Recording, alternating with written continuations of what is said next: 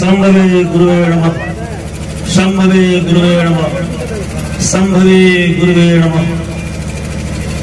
सबसे पहले देवादिदेव महादेव जगत गुरु श्री के चरणों में प्रणाम निवेदित करते हैं और इस कालखंड के महामानव वरेण्य गुरु भ्राता जनमानस में इतना सरल और सहज सूत्र देने वाले हम सबों के प्रेरणा स्रोत बड़े भाई हरदानंद जी को कोटि कोटि प्रणाम है।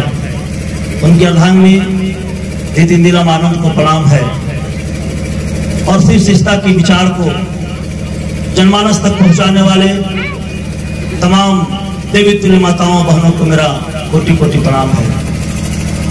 आज इस वृंदावन के पावन पवित्र भूमि पर आध्यात्मिक सुगुरु परिचर्चा में हम सभी लोग उपस्थित हुए हैं। अपने भजन और चर्चा के माध्यम से, अपनी अनुभूति के माध्यम से सभी गुरु भाई अपने बातों को रखने का प्रयास किए हैं। मैं भी एक आपके बीच में एक छोटा शिष्य हूँ, बहुत विद्वान तो नहीं हूँ, बहुत प्रवचन करता नहीं हूँ, बहुत काबिल भी नहीं हूँ, लेकिन 14 वर्षों में जो गुरु ने सिखलाया है, जो चलने का मार्ग प्रशस्त किया है, उसी बात को रखने में भी आया हूं। अनिता गुरु बहन फोन की, मुझे याद था कि मुझको आना है और मैं आपके बीच में उपस्थित हूं। गुरु की दया है। हम सबों के बीच में बहुत सारे गुरु भाई हैं, सबका नाम लिया तो समय थोड़ा ज्यादा लग जाएगा।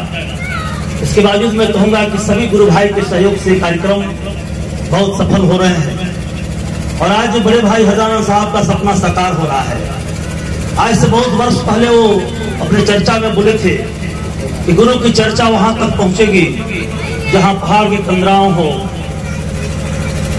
जहां चट्टानों की तलहटी हो, जहां तक लोग जा नहीं पहुंचेंगे वहां तक गुरु की बात पहुंचेगी। आज जब मैं यहाँ आ रहा था तो मुझको एहसास हो रहा था कि बड़े भाई हरदानंद साहब का सपना साकार गुरु भाई गुरु बहन मिलकर कर रहे हैं। सभी को मैं बहुत बहुत प्रणाम करता हूँ। सचमुच में बोलने समय तो रोंगटा खड़ा हो जाता है कि भाई साक्षात में तो नहीं है।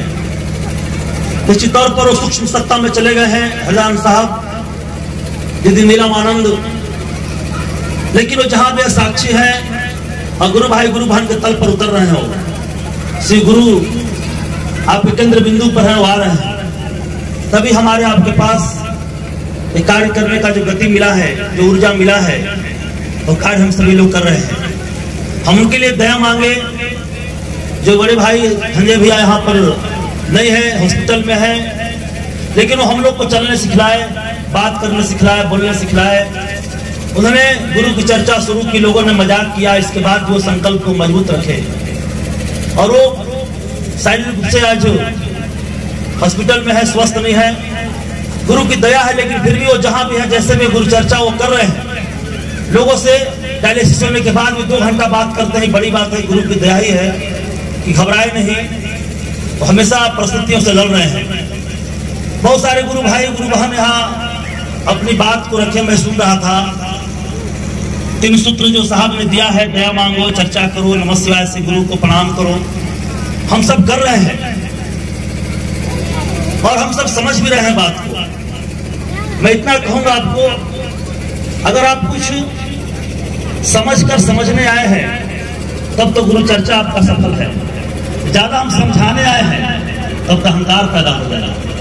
अगर हम समझकर कुछ समझाने, अगर हम समझ रहे हैं, समझकर चल रहे हैं, समझ रहे हैं यहाँ पर, तब तो कहीं न कहीं हमारी आपकी चर्चा सफल हो।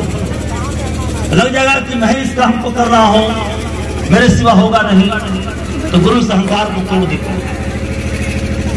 तो जो विधा है, जो 3 सूत्र है, दया मांगना, चर्चा करना, नमः शिवाय से प्रणाम करना, अगर इस संकल्प के साथ मजबूती से हो रहा है, अगर इस समझ कर हो रहा है, तो जितने लोगों ने बात किया, घर में तो ही स्थिति है, बाप, पिताजी, माँ, सास, ससुर, अगर लोग समझ रहे हैं तो फिर मैं समझ रहा हूं कि उनकी समझदारी बढ़ रही है और गुरु समझदारी को बढ़ाने का काम करता है। गुरु सिर्फ समझदारी को बढ़ा रहे हैं।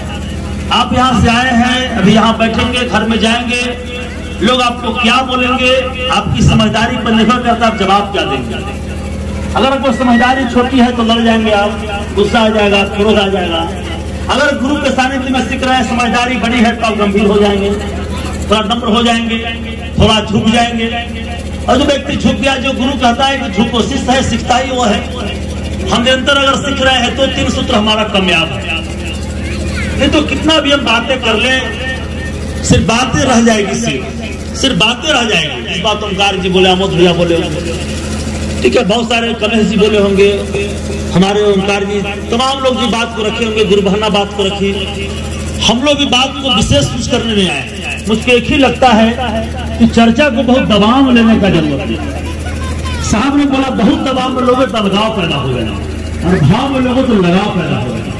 और चर्चा को भाव में लेने का जरूरत है, दबाव में लेने का जरूरत है। पहले हम लोग खूब मुस्कुराए, हंसे, आनंद। हम अगर कहीं गए हैं और आनंदित नहीं है तो गुरु चर्चा लगेगा कि हम आए थे जबरदस्ती, बुकला सर ने बोला चलो टेम्पो करो, बुक करो, चलो, और फिर आपस चलो।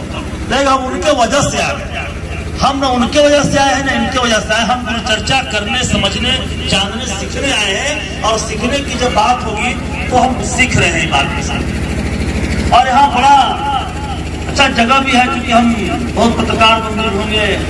मैं समझता हूँ कि स्कूल प्रांगण में हो रहा है, हुरलावन में, और स्कूल के इस मैदान में हो रहा है, तो समझ लीजिए कि स्कूल भी जाति धर्म से ऊपर होता है।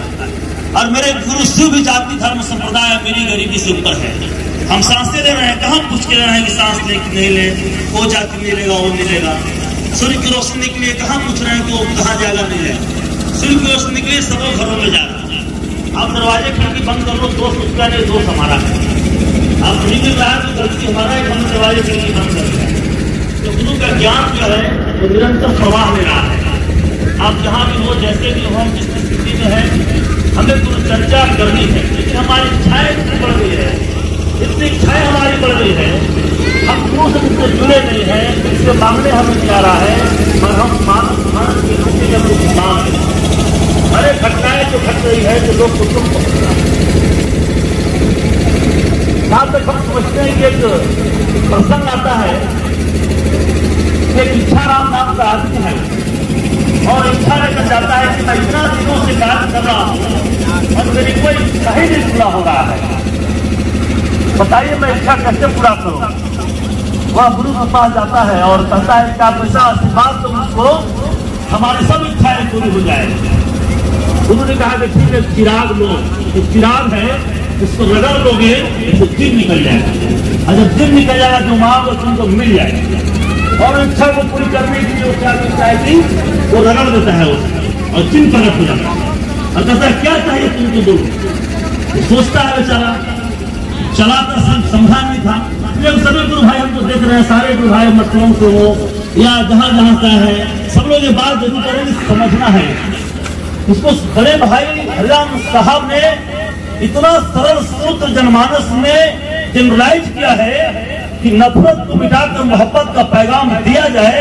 कि बड़ा सरल सूत्र, न कान में फूकना है, न नाक में सुनना है, कुछ नहीं करना है, न जड़ी है न बूटी इसमें है। सभी देखिए हम जब एक मिनट कमेंट ने घोषणा कर दिया नाम की कि फलाने व्यक्ति शिव का शिष्य घोषणा की जाती है, नहीं तो दीक्षा मांगना, दक्षिणा कुछ नहीं, एक मिनट में मैंने घोषणा हो गई। इससे बड़ा सरल सूत्र दुनिया हो सकता है क्या? हो सकता है क्या? इससे सरल सूत्र हो ही नहीं सकता है। अब वह जब प्रकट हो जाता है तो व्यक्ति बोला है कि मेरे यहाँ पर भोजन नहीं है, भोजन एक मिनट में दिन लगा के भोजन हाजिर हो गया। जब भोजन हो गया, बोला इसका बोला घर बना दो, घर नहीं, बोला घर में हाजिर हो गया। एक शर्त गुरु ने अगर तुम मांगना छोड़ दोगे तो तुमको जिन मार देगा, तो तू जल्दी जल्दी मांग देना जो मांगना है। और बोला कि घर दे दो, खाना दे दो, पानी दे दो, बोला कि हाथी दे दो, घोड़ा दे दो, बोला साइकिल दो, मोटरसाइकिल दो, वो सब कुछ मांगते गया, वो देते गया। अब इतना मांगते मांगते वो थक गया, अब क्या मांगे, अब तो कुछ मांगना बचा नहीं है। बोला जल्दी मांगो नहीं तुमको फिर हम हुआ देंगे। अब क्या होगा? अभी इच्छा बहुत था, इच्छा हो रहा, अब क्या मांगे क्या नहीं मांगे, मांगते मांगते परेशान हो गया। और क्या चाहिए बोलो, बोला सोच रहा, सोचोगे तो फिर तुम्हारा जान चला जाएगा, तो सोचने की शक्ति हमारे पास नहीं, तो मांगो क्या मांगे। फिर वो बका गया, बोला क्या मांगे, बेचैन हो गया। फिर वो दौड़े दौड़े गुरु के पास बोला गुरु के पास गया, बोला गुरुदेव बताइए, अब तो सब कुछ मांग लिए, क्या मांगे बताइए, अब तो कहेगा आप ही को मार देंगे। गुरु ने कहा बोले थे तुमको ना कि मुझे इच्छाएं अनंत है, जब पूरा होता है तो फिर भी वो परेशान हो जाता है। बोला क्या करें, बोलिए तो मार देगा हमें। गुरु ने इशारा किया, देखो कुत्ता है, उसको बोलो कि जाके पोछ को सीधा करो। बोला जाके पोछ को सीधा करो। अब वो समझ गया कि कुत्ता को पोछ सीधा होगा क्या, उस 10 साल में उसको डाल कर सीधा होगा क्या, वो फिर खोलेगा तो इससे हो जाएगा। बोला तो परेशान हो गया, ये हंसता हुआ था, मैं इसको समझ लीजिए। अब इसलिए श्री गुरु ने, जो भैया ने बोला कि ज्यादा दबान, हंसता हुआ इसको समझिए बात।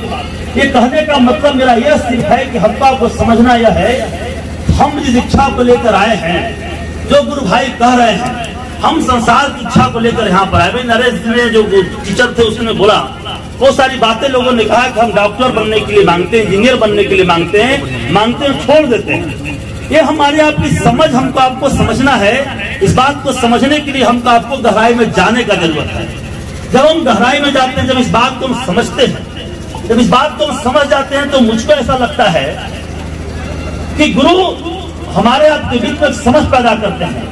इच्छा राम की समझ हो गई कि मेरी इच्छाएं पूरी हो सकती है, इसके बाद भी कोई दुनिया में है। जो हम वहां परेशान और बेचैन हो जाते हैं, कहा कि व्यक्ति की इच्छा अनंत है।